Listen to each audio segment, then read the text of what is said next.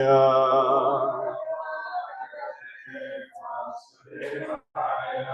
Namo Bhagavate Vasudevaya.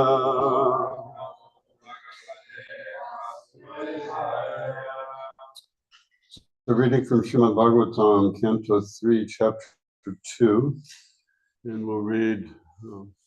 We should do the Naranam Namaskata Taiva Narottamam Devim Saraswatim Vyasam Tato Jayamadira. Before reciting the Srimad Bhagavatam, we should offer obeisances. Before reciting Srimad Bhagavatam, which is the very means of conquest, one should offer obeisances unto the Supreme Personality of Narayan, and to Narayan Rishi, the topmost human being, and to Mother Saraswati, the goddess of learning, and unto Srila Vyasa. Nasta Preshu Bhadreshu Nityam Bhagavata Vasavya Bhagavati Uttama Shloke Bhaktir Bhagati Naistaki. The great attendance and classes on the Bhagavatam. By rendering service to the pure devotee, most and service to the Supreme Lord is established as an irrevocable fact. Love that verse. Irrevocable fact. Okay, so we'll read from Canto 3, Chapter 2. We'll read the translations 15 through 24, and then we'll come back and read the purport for 23. So we can take turns reading translations. The personality of Godhead, the all-compassionate controller of both the spiritual and material creations, is unborn. But when there is friction between his peaceful devotees and persons who are in the material modes of nature, he takes birth just like fire, accompanied by the Mahatattva. Volunteers? When I think of Lord Krishna, how he was born in the prison house of Vasudeva, although he is unborn, and how he went away from his father's protection to Braj and lived there incognito out of fear of the enemy, and how, although unlimitedly powerful, he fled from Mathura in fear. All these bewildering incidences give me distress. Lord Krishna begged pardon from his parents for their, Krishna and Balaram's, inability to serve their feet due to being away from home because of great fear of Kamsa. He said, "O mother, O father, please excuse us for this inability. All this behavior of the Lord gives me pain at heart." Who, after smelling the dust of his lotus feet, even once, could ever forget it, simply by expanding the leaves of his eyebrows. Krishna has given the death blow to those who are burdening the earth. You have personally seen how the king of Chedi,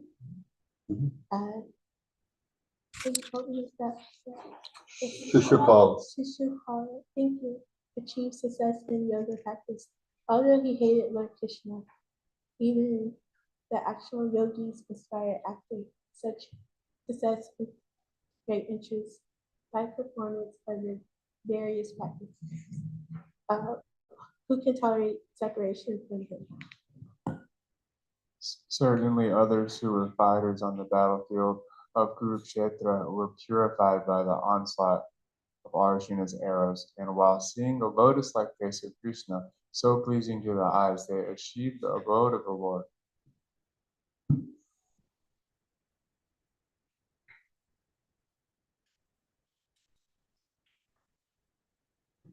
Lord Sri Krishna is the Lord of all kinds of threes and is independently supreme by achievement of all kinds of fortune.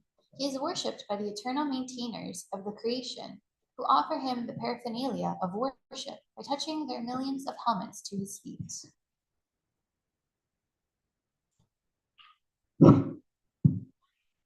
Therefore, O Vidura, does it not pain us, the servitors, when we remember that he, the Lord Krishna, used to stand by the king Ugrasena, who was sitting on the royal throne, and used to submit explanations before him, saying, "O my Lord, please let it be known to you."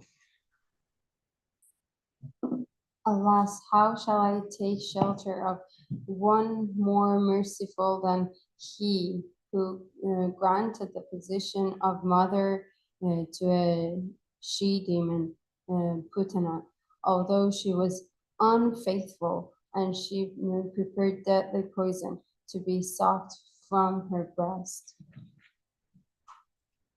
I consider the demons who are inimical towards the Lord to be more than the devotees, because while fighting with the Lord, absorbed in thoughts of enmity, they are able to see the Lord carried on the shoulder of Garuda, the son of Traksya, Kasyapa, and carrying the wheel weapon in his hand.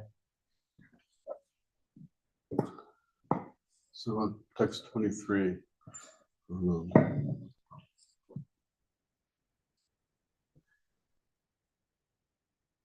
Aho Bakiyam Stanakala Kutam Jigam Saya Paya Tapya Asvi Levegatim Da Chuchitam Tatonyam Kambadalayum Sharanam Vajema Aho Bakiyam Stanakala Kutam Jigam Saya Paya Yadapya Sadvi Levegatim Da Triduchitam Tatanyam Kambadayalum Sharanam Brajema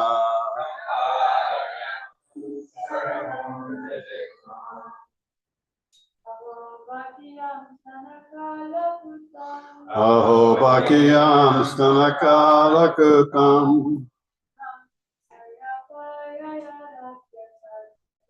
Jigam Saya Paya Yadapya Sadvi Levegatim Da Triduchitam Tatanyam Kambadayalum Sharanam Brajema Aho Bakiyam Stanakala Kutam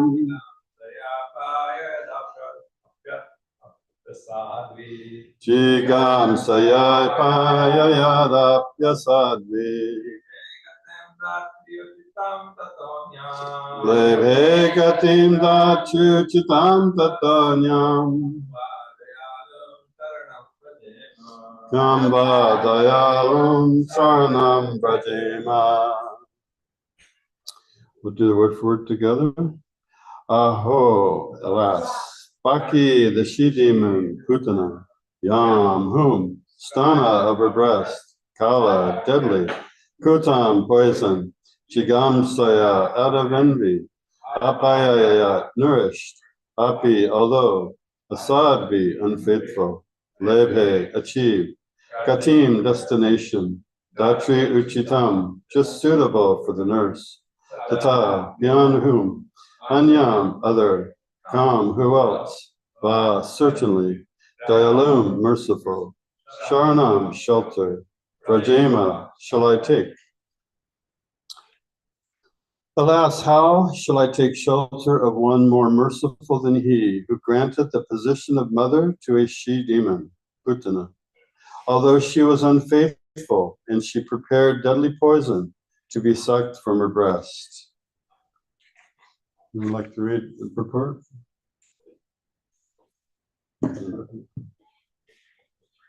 Have a mic back there? Here's an example of the extreme mercy of the Lord, even to his enemy. It is said that a noble man accepts the good qualities of a person of doubtful character, just as one accepts nectar from a stalk of poison. In his babyhood, he was administered deadly poison by Putana, a she-demon who tried to kill the wonderful baby. And because she was a demon, it was impossible for her to know that the Supreme Lord, even though playing the part of a baby, was nonetheless the same Supreme Personality of Godhead. His value as the Supreme Lord did not diminish upon his becoming a baby to please his devotee Yashoda. The Lord may assume the form of a baby or shape of other than that of a human being, but it doesn't make the slightest difference. He is always the same Supreme. A living creature, however powerful he may become by dint of severe penance, can never become equal to the Supreme Lord. Lord Krishna accepts the motherhood of Putana because she pretended to be an affectionate mother, allowing Krishna to suck her breast. The Lord accepts the less qualifications of the living entity and awards him the highest reward. That is the standard of his character. Therefore, who but the Lord can be the ultimate shelter? Srila Prabhupada.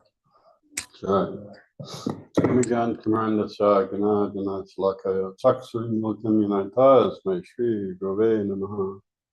I was born into darkness. The spiritual masters opened my eyes with the torchlight of knowledge. I offer my obeisances unto him. So this is an interesting pastime. These are nice verses. Uddhava is remembering of the Lord. He was asked, Vidura asked him, so what's happened? Vidura was on many years of pilgrimage and he was away for some time, so what's going on? And Uddhava was describing these different characteristics of the Lord in different pastimes with Devaki and Putana and the warriors. And in this verse, and when I first started reading about Krishna's pastimes, this verse was nice, but it wasn't so appealing to me. It was kind of gruesome. It's got some demon trying to kill Krishna, smearing her breast with poison to trick him, pretending to be his mother. And the pastimes of Krishna playing with his cowherd friends were more relishable and a little more, had a little more taste for me to read and understand. But going through life and experiencing Krishna's mercy in so many ways, this verse, this pastime of Punta, has become more and more relishable, at least for me, because it highlights the deep mercy that Krishna has. He's eager. He's always looking for ways to distribute his mercy. It's described, we'll pray to the Lord for mercy, and it's not that he's not willing to give it. The example was given to me once by His Holiness Giriraj Swami. It's like a mother she has some milk for the child or some food, and she's quite happy. She's ready, and she's already preparing to give it, but sometimes she'll wait till the child asks. When they ask for it, then she'll give it, because she doesn't want to, if he's not ready to take it or something. And so it's not that she doesn't want to give him, it's not that he has to ask, but when he does ask, and she's already prepared, she's already designed, yes, here, I've got something for you. So Krishna is always looking for ways to distribute his mercy. This particular pastime is striking for me. It's kind of highlighted in the second to last sentence of this purport. It says, the Lord accepts the least qualification. This is something you should imprint. I wanted to say burn upon your heart, but that's not such a pleasant sensation. But imprint it upon your psyche. If you could memorize this one statement and just take it home, it's really, really powerful. The Lord accepts the least qualification of the living entity and awards him the highest reward. So this is Krishna's mood. He may not even look at where you are, he'll look at what you want to be. Where do you want to be? And he'll deal with you on that level. Oh, you want to be like that? Okay, then I'll just treat you like that. And so this desire, the smallest little thing we can offer, Krishna takes it as a huge benediction.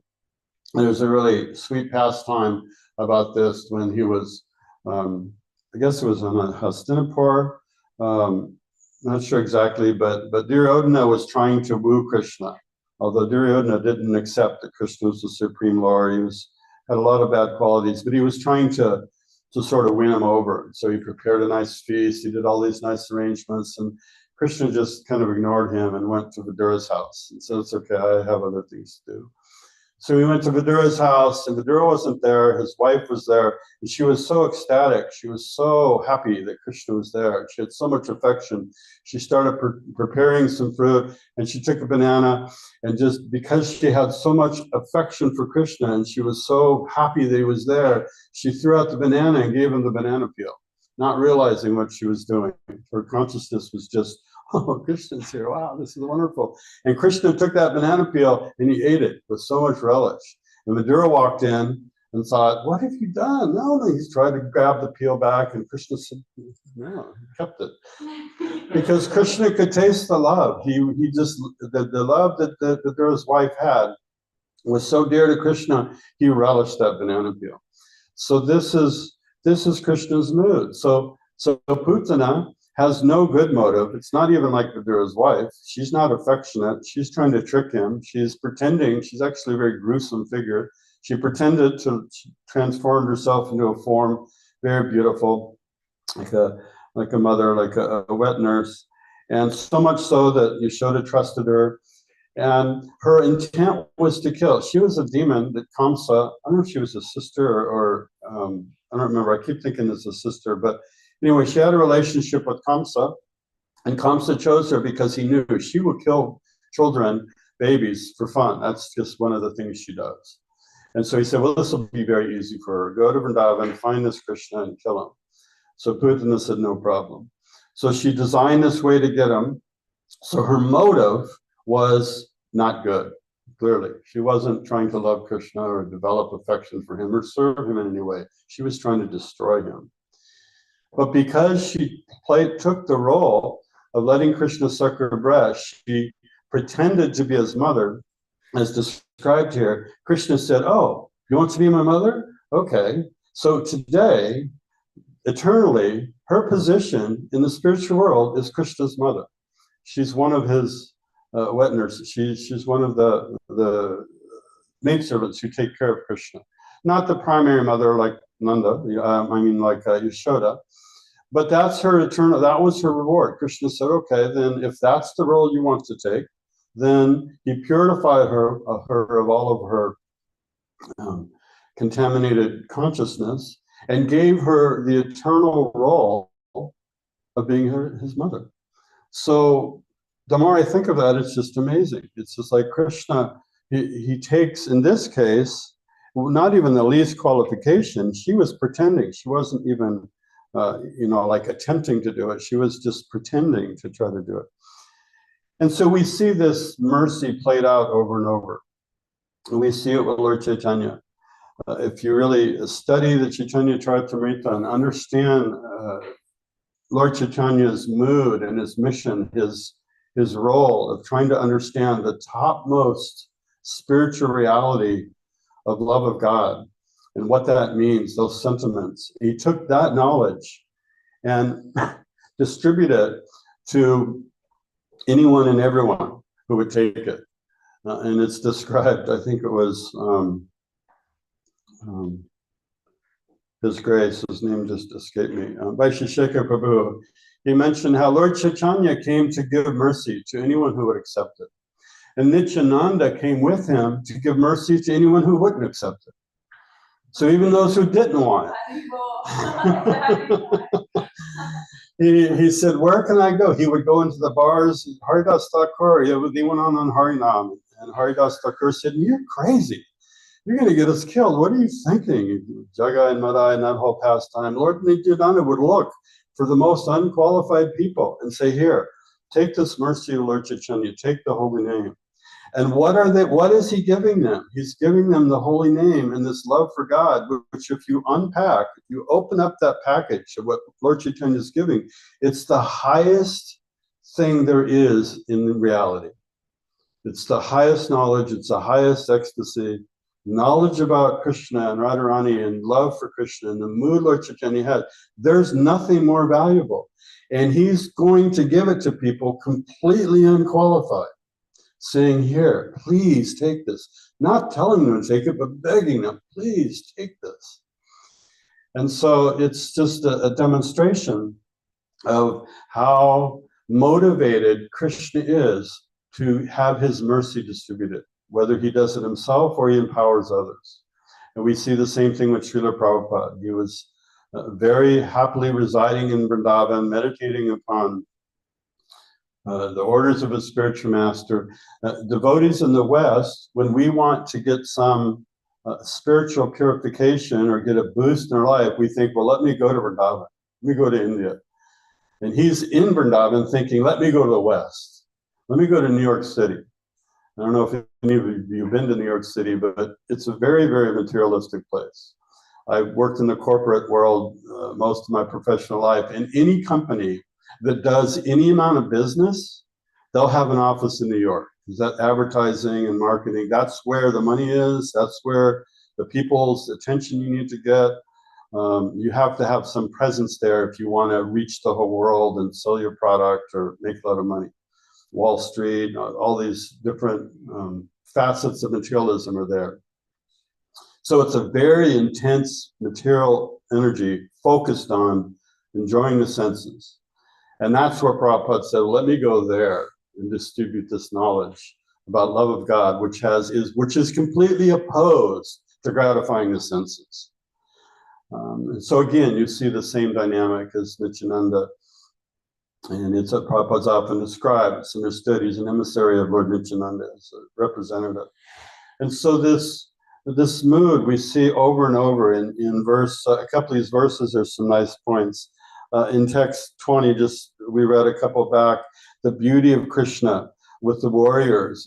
It's described how normally when you go to battle, if you see people today, soldiers go to battle, they wear fatigues. So for a couple of reasons, one, to disguise so they can hide and not be seen easily. And it's also durable, and it's going to get dirty. They don't wear their Sunday nice clothes with their tuxedo and their ties, because that would not be appropriate to wear in a battlefield. But Krishna, when he went to the battle of Kurukshetra with Arjuna, he wore his finest silks, all his jewels. He dressed them so very, very beautifully. And it's like, why? There's blood and dismembered arms, and it's a very gruesome scene to be on this battlefield. But Krishna appeared very gloriously and very beautifully dressed. And the reason is described is so because when people see him, and it's described in the purport of text 20, that they see him and their little love for God gets invoked. They get attracted, wow, he's so beautiful. And then poof, they're killed because it's a battlefield. And so they're thinking, Krishna is so beautiful, and at the time of their death, that's what they're thinking of. Wow, how beautiful is Krishna? So Krishna purposely did that to attract them so they would all be liberated. And then there's another verse about Devaki, and well, before I get to that one, he mentioned Shishupal in text 17, 19. And Shishupal is interesting because he blasphemed his whole life. He was just talking bad things about Krishna, blaspheming him left and right. And then finally, there was a big assembly, and it got so bad that Krishna took a Sudarshan chakra and killed him. But the backstory to that is Shishupal had, I don't know what he did to get this, but he got, you could call it a curse, you could call it a blessing, depends on how you want to look at it. But it was described how after he blasphemed Krishna 1,000 times, then he would be liberated. And so in that assembly, that was it. It was the final, the thing was he was saying bad things about Krishna, but he kept saying Krishna's name. So every time he said his name, he was depositing into his bank account. He's chanting Krishna's name. And so then after 1,000 times that curse or that prediction had been fulfilled, you've now been purified enough that you can be liberated. And so he merged in the body of Krishna. Now his liberation isn't what we aspire for. He merged in the Brahmajyoti. But that merging, that's what yogis and a lot of sages, they spend many lifetimes to obtain that benediction, that form of liberation. So here he obtains it simply by saying bad things about Krishna. But because he was reciting Krishna's name over and over and over, he got purified. And so this is the mercy of Krishna, that even if you come to him with ill intent, there's a story about Lord Chaitanya with the thief trying to steal his jewels. I think this happened with Krishna also. And then their motive is to steal, but because their object of their energies is Krishna, they become purified. And so the motive, of course, for devotees, our motive, we want to serve him favorably. But the point is, Krishna's absolute. He's so powerful, he's so merciful, that whatever your motive, you come in contact with him and you get purified. And so then the other example that I thought was really nice was this Vasudeva and Devaki. It mentions, Uddhava's remembering, I think it was in text 17.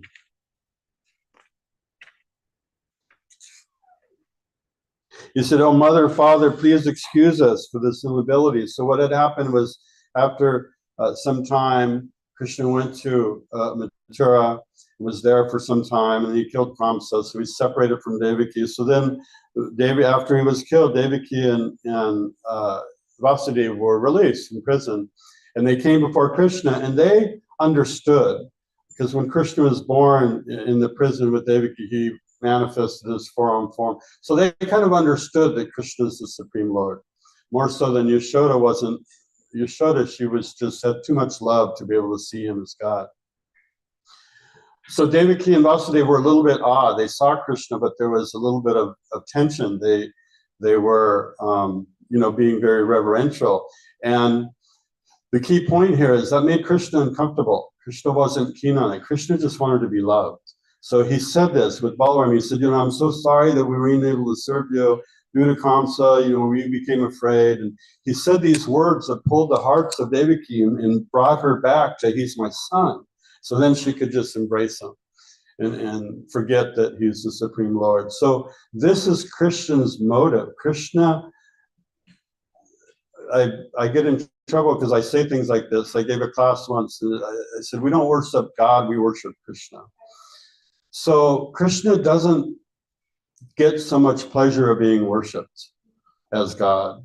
Now he accepts it because for materialistic people, that's a good thing for them to do. It's very advantageous to worship God. And to worship Krishna as God, nothing wrong with it. But what gives Krishna pleasure, what really gets him excited, is when you forget that he's God and you just love him, because he's so lovable, because he's so playful, he's just so merciful, he's so kind, and you tease him, and then Krishna's happy because he can just be himself.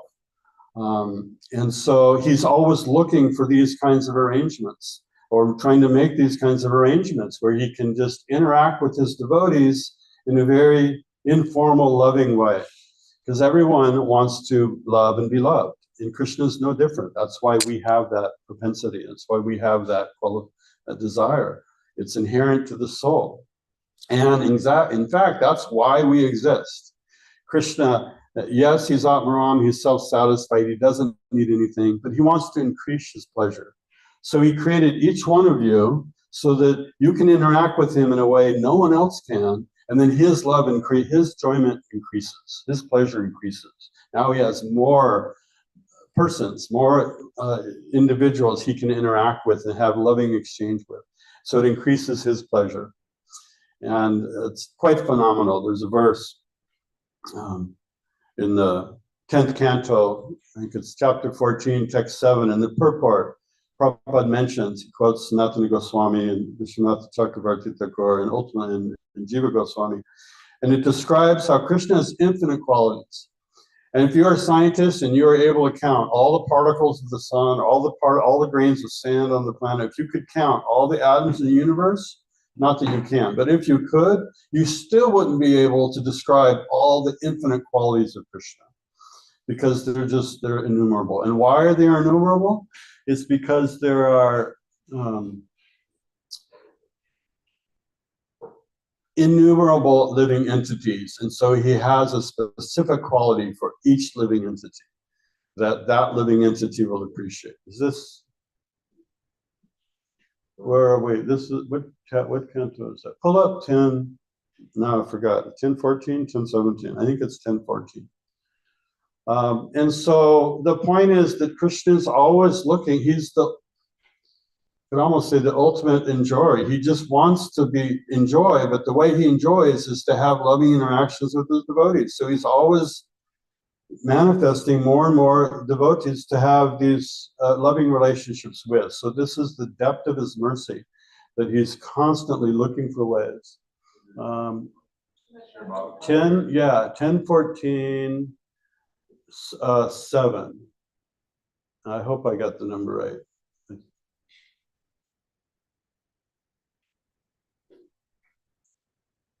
Yeah, so the purport is okay. The purport describes, I'll just summarize it, that, learned philosophers, if you can count all the atoms, you can count particles of snow, shiny molecule, each one is more subtle. If you could count them all, you still wouldn't be able to count the unlimited transcendental qualities.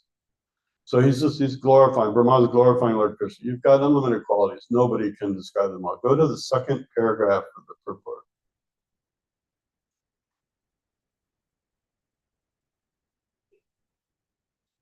And I need a volunteer to read this. Srila Sanatan Goswami further explains that the Lord manifests a specific spiritual quality for the benefit of each living entity.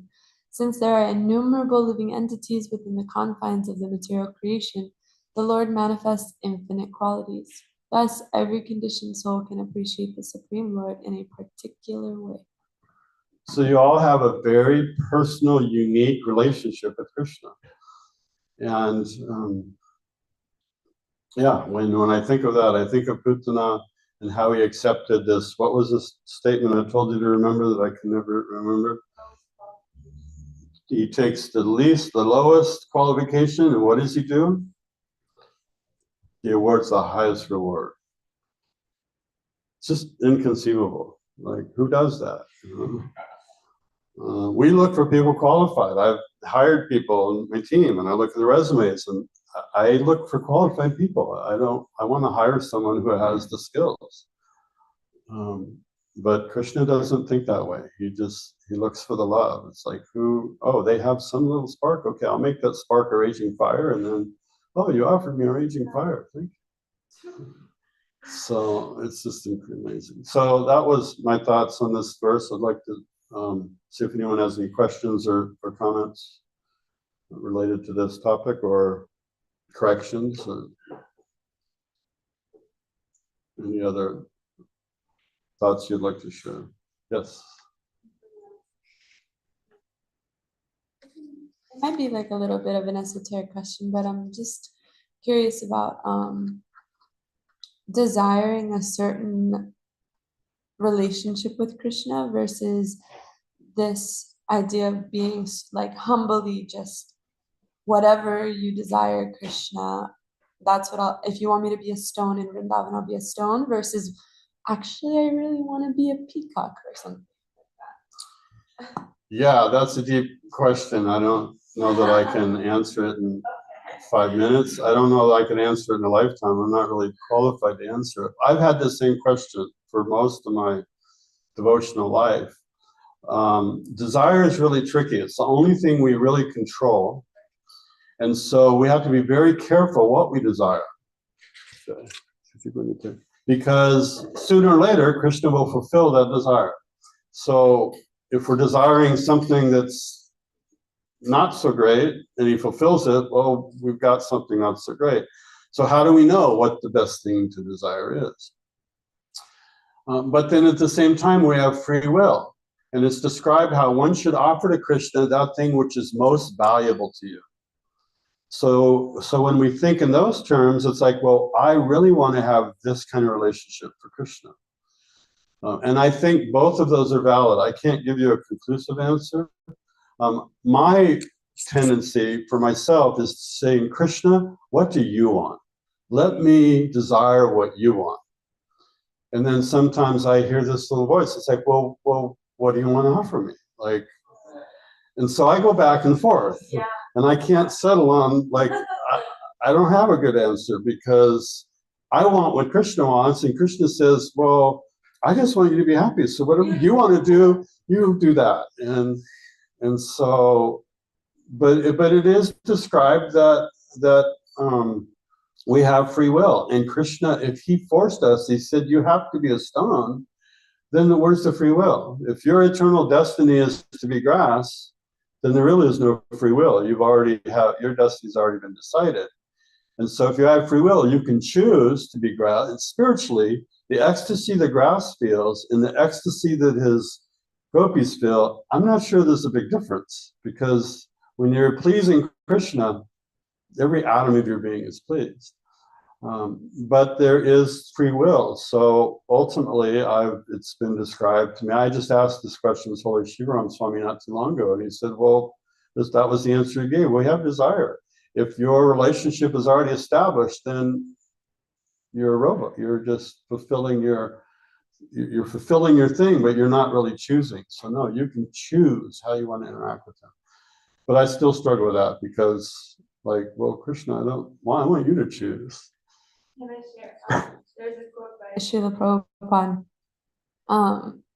Well, there's like a conversation by Srila Prabhupada, and part of it I can share with you the whole thing in detail if you want. But yeah, he does explain in the spiritual world, we have a human form, and that if we desire, he said, that is voluntary. Some devotee wants to serve Krishna as a flower, they become a flower there. If I want that as a flower, I shall lie down at the lotus feet of Krishna. He becomes flower voluntarily. And he can change his ... from flower to human body. That is spiritual life. There is no restriction. If some devotee wants to serve Krishna as cow, he serves Krishna as cow, as calf, as flower, as plant, as water, as ground, as field, father, mother, friend, beloved, anything. That is Krishna's all powerfulness, spiritual life. Srila Prabhupada. Yeah. So ultimately, I don't know if that helps answer your question. Yeah. Somebody else had their hand. You had?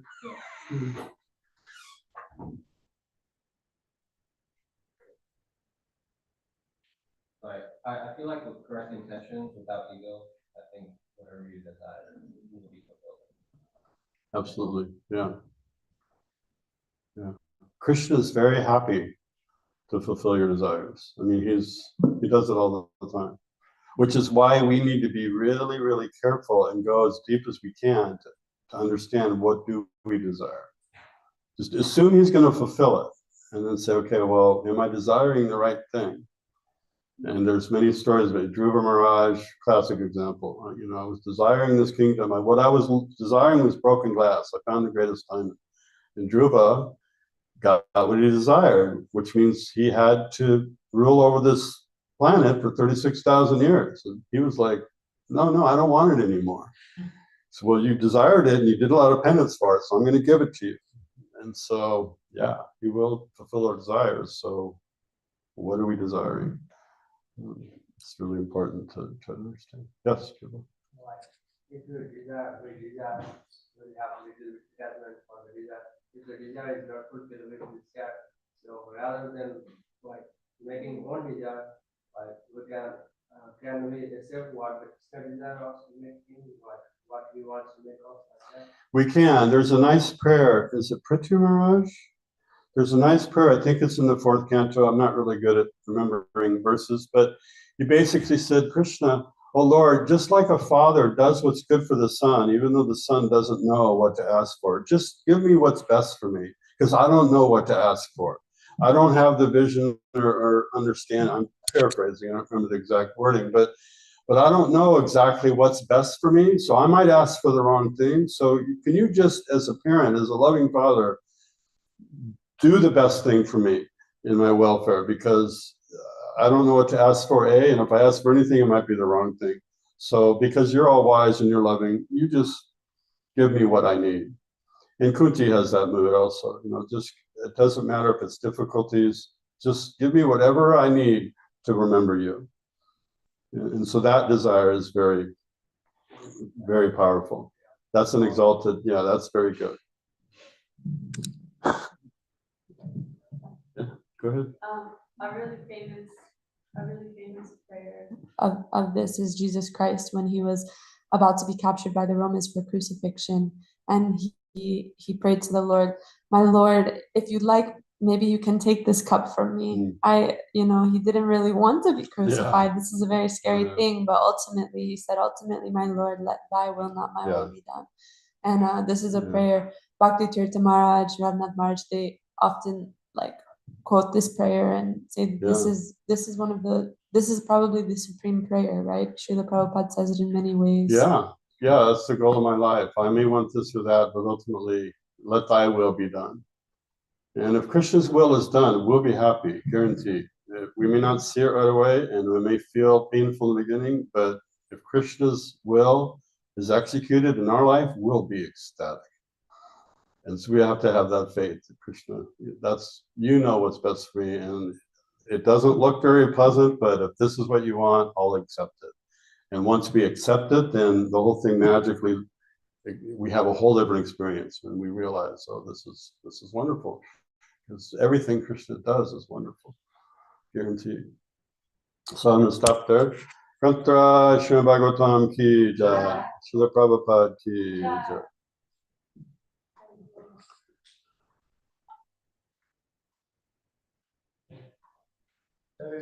Vijaya Karuya Paka Ifale Vasa Sagara Ramaji